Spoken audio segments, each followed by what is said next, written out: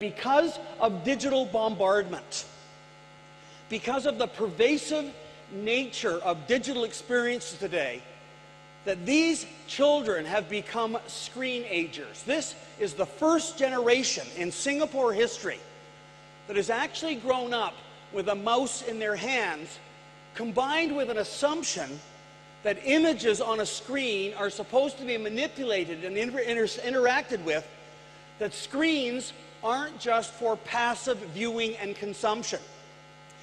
These children have become, as Mark Prensky describes in his writing, digital natives who have grown up in the new digital landscape. And as a result of that, digital is their language of choice. You see, these kids are DFL. They speak digital as a first language. It is their native language. They were born into it. You see, the problem is that people of our generation and of our parents' generations are not digital natives. We don't speak digital as a first language. Do you understand that we are digital immigrants? We're immigrants because we come from another country. We come from a non-digital world. We come from a time and a place before digital technology, and as a result of that, many of us have old country traditions and assumptions about how the world works. You see, here's the problem. While these children are DFL, we speak DSL. We speak digital as a second language. And this is a very important distinction, and the reason is because absolutely new research is telling us that because of this digital bombardment, because of the new digital landscape, that the brains of the digital generation have been affected, that the brains of the digital generation have changed both physically and chemically, and that as a result of this, that our children are actually neurologically wired differently than we are. And even though we don't yet fully understand the incredibly complex processes involved in thinking and learning, I think it's really important during this presentation here today that we take a closer look at what we do know.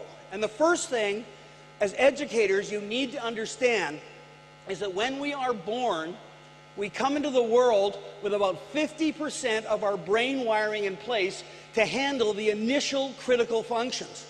And the other 50% of the wiring takes place after birth. And it's really important for me to tell you this because for the longest time, conventional thinking has been that by the age of 3, that the brain had become stable. That from that point forward, it didn't really change.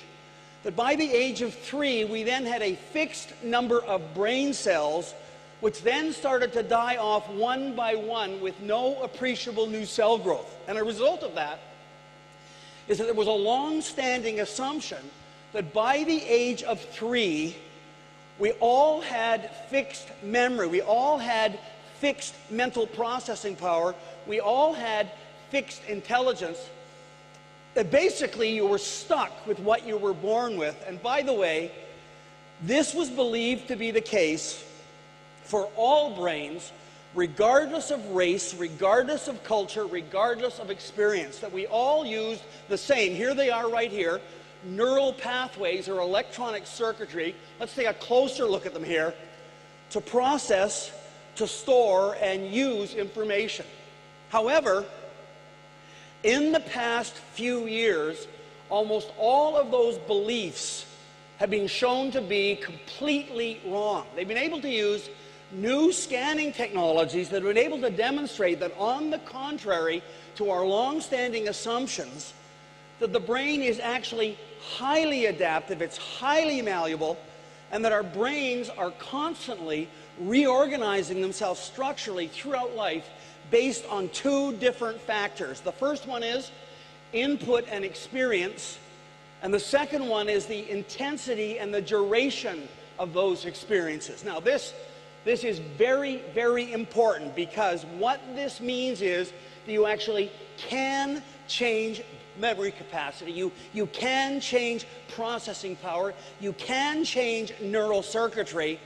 And here's the big one. As a result of that the intelligence you're born with isn't fixed. Now, this ongoing process of reorganization and restructuring of the brain, where the neurons are constantly rearranging themselves, making new connections and pruning unnecessary neurons to speed up and reroute the flow of thought. This is called, and this is a term you probably should learn, it's called neuroplasticity. What this means is that the brain is actually plastic. And so contrary to long-standing assumptions, the brain is actually making new connections and setting up new circuitry throughout our lives. And as a result of that, the mind is constantly creating and then recreating new thinking patterns.